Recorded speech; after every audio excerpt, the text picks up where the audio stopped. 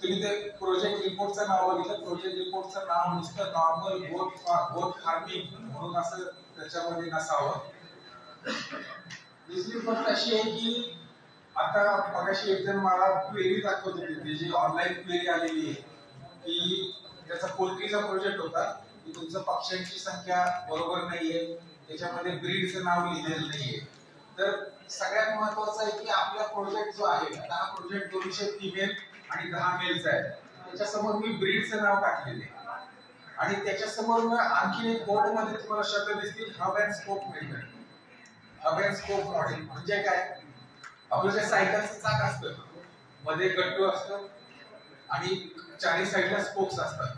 तो गट्टू म्हणजे तुमचा फार्म, म्हणजे तुम्ही तिथं जातीवंत करड किंवा कोंबडीची पिल्लं तयार करणार आहे आणि ते स्पोक्स म्हणजे तुम्हाला अटॅच फार्मर जे तुमच्याकडनं करड किंवा पिल्लं विकत घेणार आहे.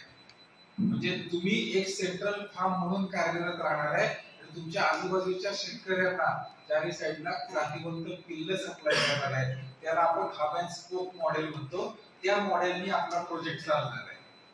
मग जेव्हा तुम्ही ॲनिमल हजबंडरी इन्फ्रास्ट्रक्चर डेव्हलपमेंट फंडला जेव्हा तुम्ही प्रोजेक्ट टाकता, त्यावेळेस तुमच्या प्रोजेक्ट मध्ये काय दिसतं हे तर काही लिहिलेलंच नसतं. हब अँड स्पोक मॉडेल किंवा आम्ही बिल्डर फार्म आहे किंवा आहे, त्याच्यामुळे मग तुम्हाला 3% व्याजदरात सवलत किंवा बाकीचे जे बेनिफिट्स आहेत एनएलएफ सोडून इतर मिळणारे ते तुम्हाला त्या केसमध्ये मिळत नाहीये.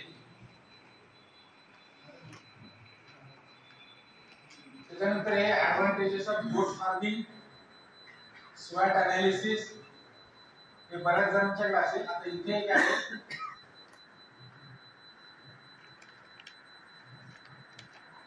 नेचर ऑफ ऍक्टिव्हिटी, म्हणजे फार्म वरती कसं काय काय आहे तिथं.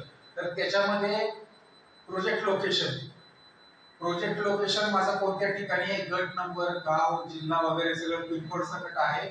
तिथं मला ऍसेसिबल रोड ऍक्सेस कसा आहे, बारमाही रोड आहे आणि मार्केट मला जवळ आहे, याच्याबद्दल मी त्याच्यात लिहिलेलं आहे. आणि माझ्याकडे आता 200चा फार्म आहे, त्यामुळे माझ्याकडे 2 एकर पेक्षा स्वतःची प्लस भाड्याची अशी सगळी मिळून माझ्याकडे 2 एकर पेक्षा जास्त आहे. त्याच्यानंतर हाऊसिंग, मी जी घरं बांधणार आहे त्याचं डिस्क्रिप्शन दिलेलं आहे. 10 स्क्वेअर फूट पर जनावराला जागा देणार आहे. फीड अँड फॉडर कल्टिव्हेशन, मी माझ्या जागेमध्ये फॉडर कल्टिव्हेशन करणार आहे, कट अँड कॅरी करून जनावरांना वापरणार आहे, त्याच्याबद्दल माहिती आहे.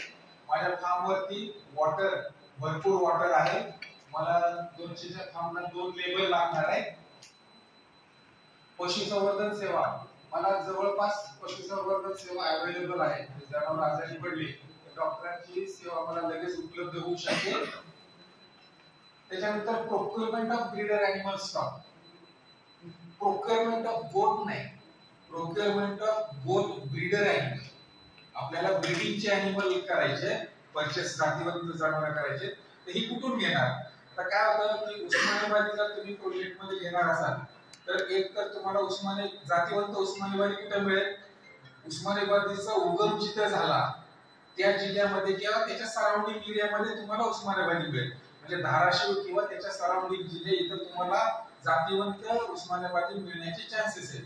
जर तुम्ही बिटल घेतलं तर बिटल मग तुम्हाला पंजाब मधून, ज्याचं ओरिजिन पंजाब मधून आहे, तिथून तुम्हाला बिटल आणावं लागेल.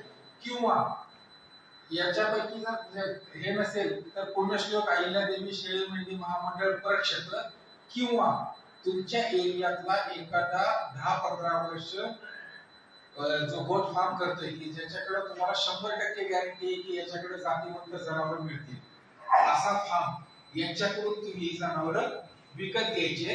प्रत्येक वेळेस पशुसंवर्धन अधिकाऱ्याला तुम्ही बरोबर घेऊन जायचे आणि त्याचं टॅगिंग करून घ्यायचे.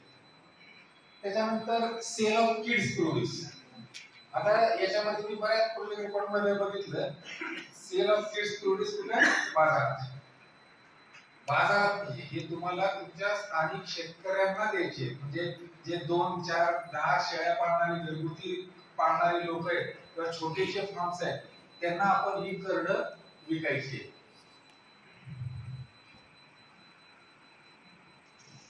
त्याच्यानंतर market survey, cost of project.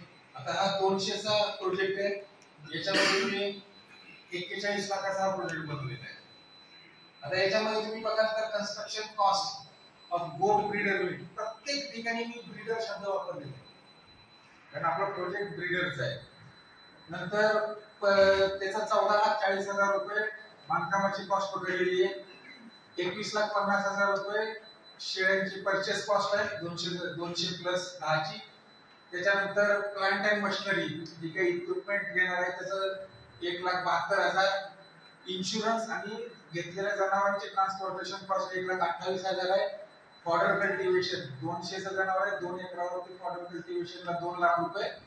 आणि मी 10,000 रुपये दाखवले preliminary expenses, project report, lease document बनवणं किंवा इतर गोष्टी. पण हे सगळं हे खालचे 10,000 रुपये 40 लाखांवरती आहे, 40 लाखामध्ये नाहीये. 40 लाखामध्ये जर हे 10,000 दाखवले असते तर 5,000 रुपये सबसिडी कमी झाली असते. त्यामुळे जो इतर खर्च आहे ज्याला सबसिडी नाहीये तो तुमच्या प्रोजेक्ट अमाऊंटच्या वरती आला पाहिजे. हे तुमचं कॉस्ट ऑफ प्रोजेक्ट झाली की तुम्हाला फॉर्म भरताना त्या पद्धतीने प्रत्येक वेळेस रो इन्सर्ट करून भरावी लागते.